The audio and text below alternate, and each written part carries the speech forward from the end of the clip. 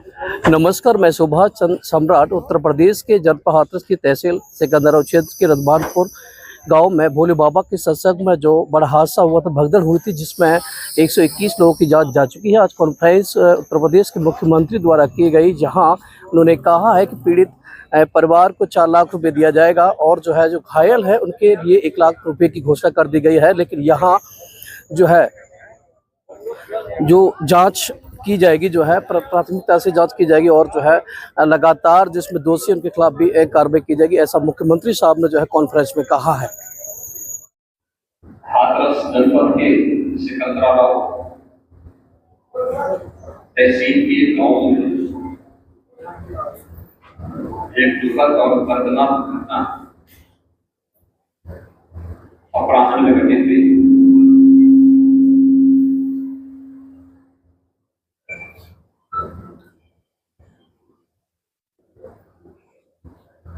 इस पूरी घटना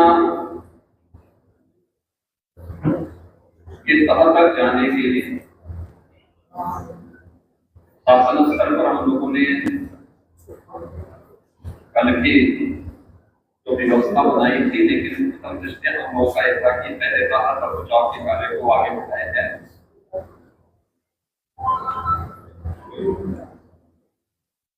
इस पूरी कभी हादसा है, इस हादसे में 121 श्रद्धालुओं की मृत्यु हुई, जो उत्तर प्रदेश के साथ साथ हरियाणा, राजस्थान और मध्य प्रदेश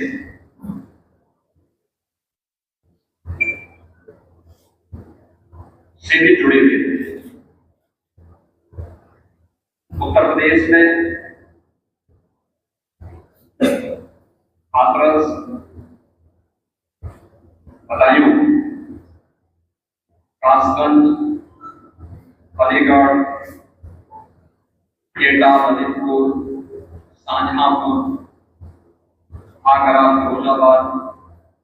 गौतम बुद्ध नगर, मथुरा, औरैया, बुलंदशहर, पीलीभीत, संभल और लखीमपुर खीरी,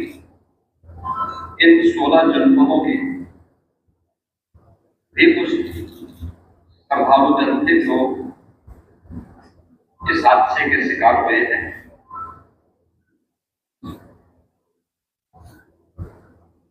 121 में से 6 मृतक ऐसे थे जो अन्य राज्यों से थे, जिनमें ग्वालियर मध्य प्रदेश से 1 थे, हरियाणा से 4 थे और राजस्थान से 1 थे। हाथरस के जिला हॉस्पिटल में मेरे जो घायल हैं,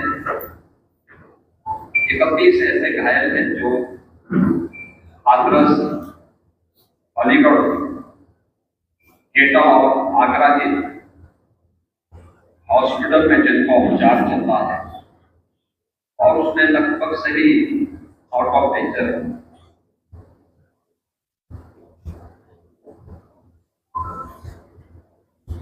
हादसे के बारे में जो वहां के तस्दीक है, जो इस घटना के शिकार हुए थे, गंभीर रूप से घायल हुए, उनमें से ज्यादातर जो लोग हैं जिनसे आज मैंने बातचीत भी किया, वे सभी इस बात को बोलते हैं कि हादसा कार्यक्रम के उपरांत जब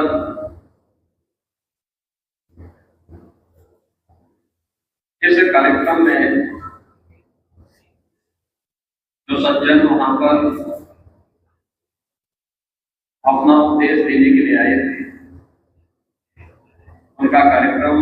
या उनकी कथा संपन्न हुई तो कथावाचक के मंच से उतरने के बाद जीटी बोर्ड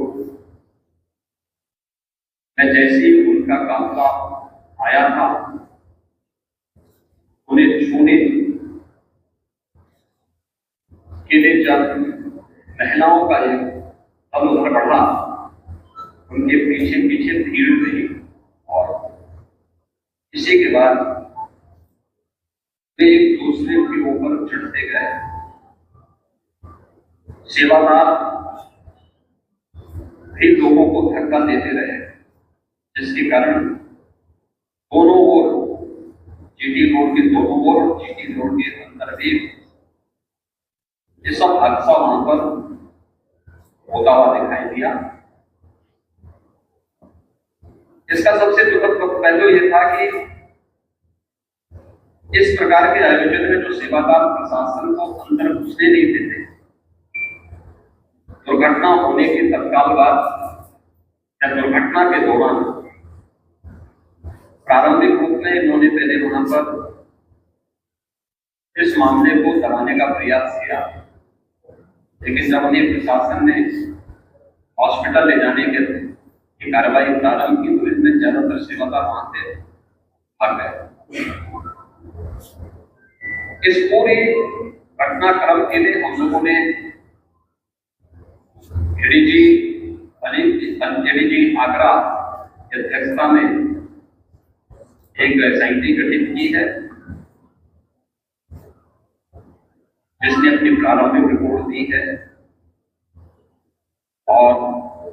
इस घटना की तह में जाने के लिए उनसे कहा गया है। बहुत सारे ऐसे पहलू हैं जिन पर जांच होनी बहुत आवश्यक है। अब तक प्रथम दृष्टिया जो थी हमारी कार्रवाई ये थी कि राहत और बचाव के कार्य को आगे बढ़ाने के बाद आयोजकों को पूछताछ के लिए बुलाना, घटना के बारे में,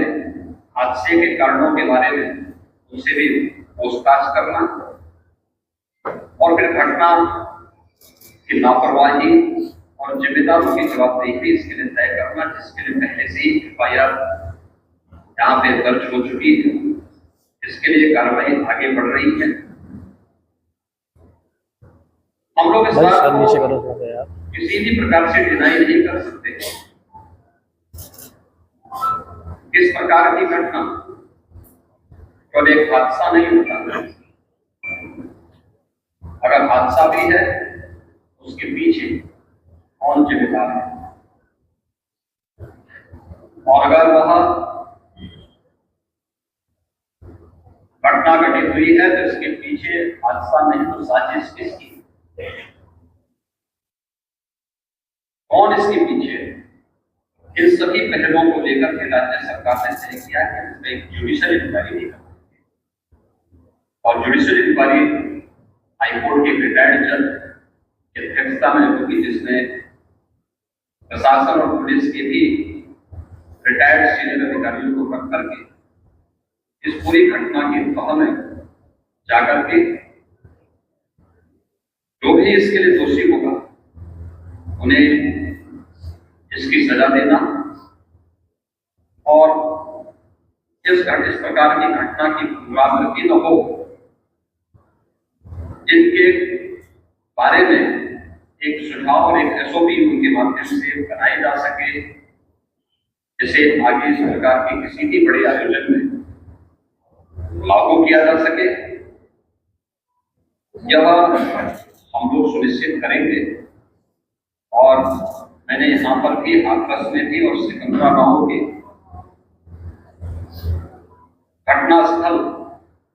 का मैंने दौरा किया। यद्यपि वहां काफी बारिश थी और वहां जाकर के मैंने एक बार उसको देखने का प्रयास किया है। यद्यपि प्रशासन ने पहले से इसके मैप बना के तैयार की थी और खींचे भी थे, लेकिन हादसे के कारणों की प्रारंभिक व्यवस्था देखी जा सके उसको देखने के लिए वहां पर मैं स्वयं गया था। और हमारे 3 मंत्री यहाँ पर कल से ही कैंप कर रहे थे। मुख्य सचिव और पुलिस महानिदेशक भी यहाँ पर कल से ही कैंप कर रहे हैं। सीनियर अधिकारीगण भी यहाँ पर पुलिस और प्रशासन के अधिकारीगण यहाँ पहले से ही कैंप करते थे। इस पूरी घटना के लिए जिम्मेदारों की जवाबदेही तय करने की भी दिशा में आगे कार्रवाई की जा रही है, जिसमें कुछ विशेष दल बनाए गए हैं जिनमें अलग अलग जनपदों में उनकी कार्रवाई अब प्रारंभ होगी और प्रारंभिक जांच के बाद आगे की कार्रवाई को आगे बढ़ाने का कार्य करेंगे। यह यहाँ की घटना के बारे में था और जुडिशल इंक्वायरी के बारे में आज ही इसकी नोटिफिकेशन शासन के द्वारा भी जारी हो जाएगी।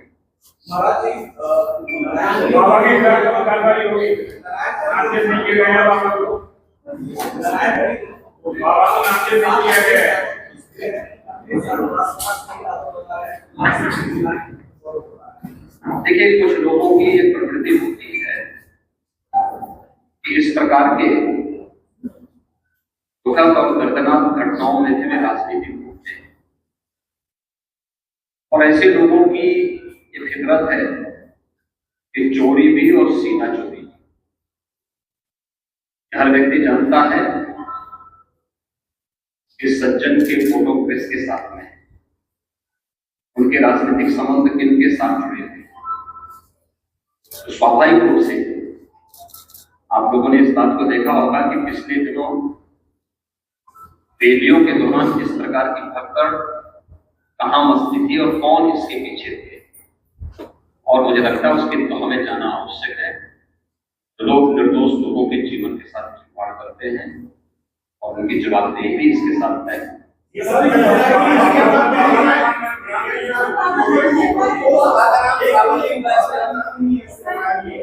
चीज आपने कहा कि ऐसे आयोजनों में घुसने की इजाजत नहीं होती है, तो ऐसा क्यों होता है कि क्या ये अक्सर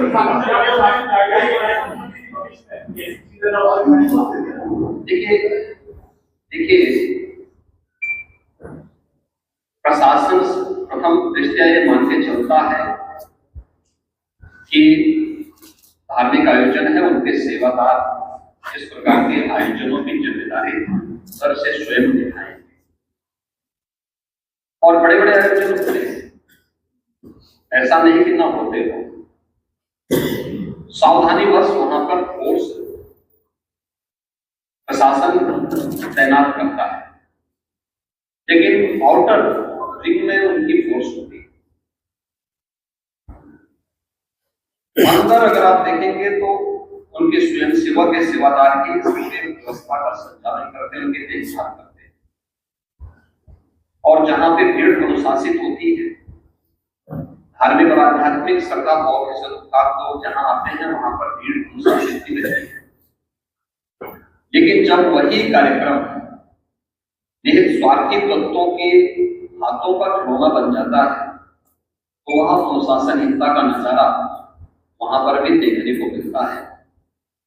और इसका शिकार अंततः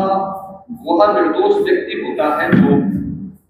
धार्मिक श्रद्धा के साथ उस आयोजन में भागीदार होता है, क्योंकि उसको तो साजिश के बारे में पता नहीं होता है और वह अपनी उस श्रद्धा भाव के साथ आता है,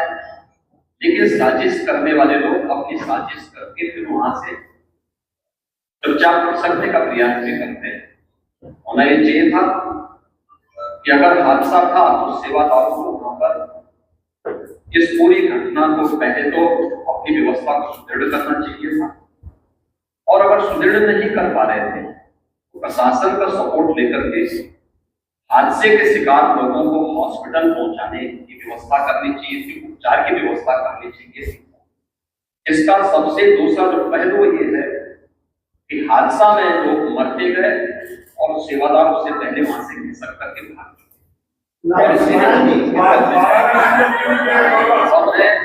या तुम्हें डिस्टर्ब कर रहे यार, सही से करो एक बार में, यहाँ हट जाते बार। कमीशन के बारे में राज्य सरकार ने इसको तय किया है, हम इसके तहत निष्कर्ष पर आएंगे और इस प्रकार के बड़े बड़े आयोजन हम लोग करते रहे, लेकिन कहीं भी कोई इस प्रकार की चीजें नहीं आई है और मुझे लगता है हम लोगों ने इस प्रकार के बड़े बड़े आयोजन हमेशा किए, वो वजह से बड़े आयोजन किए, बड़े बड़े कार्यक्रम होते रहे, लेकिन इसीलिए मैंने कहा कि तो हमें जाना आवश्यक है कि आखिर इसके पीछे कौन लोग इसके लिए जिम्मेदार हैं। राज्य सरकार ने और केंद्र सरकार ने देखिए FIR एप्लीकेशन परमिशन के लिए जिन लोगों ने दी थी, प्रथम दृष्टया पहले FIR उनके खिलाफ होती है और इसके बाद फिर उसका दायरा होता है। ये सभी अन्य लोगों के दायरे में है जो भी इसके लिए जिम्मेदार होंगे। केंद्र और राज्य सरकार ने आर्थिक सहायता की भी घोषणा की है। जो निर्दोष लोग इस पूरे हादसे के शिकार हुए हैं, उनके जो नाबालिग बच्चे हैं, जो स्कूल में पढ़ने वाले बच्चे हैं, उनको हम उत्तर प्रदेश मुख्यमंत्री बाल सेवा योजना के अंतर्गत उन बच्चों की पढ़ाई की व्यवस्था हम लोग राज्य सरकार से करवाएंगे। उन्हें जिस भी स्कूल में पढ़ रहे होंगे, जिस भी संस्थाओं में पढ़ रहे होंगे, या उनके स्कॉलरशिप आने की व्यवस्था के लिए भी राज्य सरकार ने तय किया है। और प्रत्येक मृतक के परिवारजनों को भी केंद्र और राज्य सरकार मिलकर 4 लाख रुपए की सहायता, गंभीर रूप से घायल व्यक्ति को 1 लाख रुपए की सहायता दी रही है। धन्यवाद।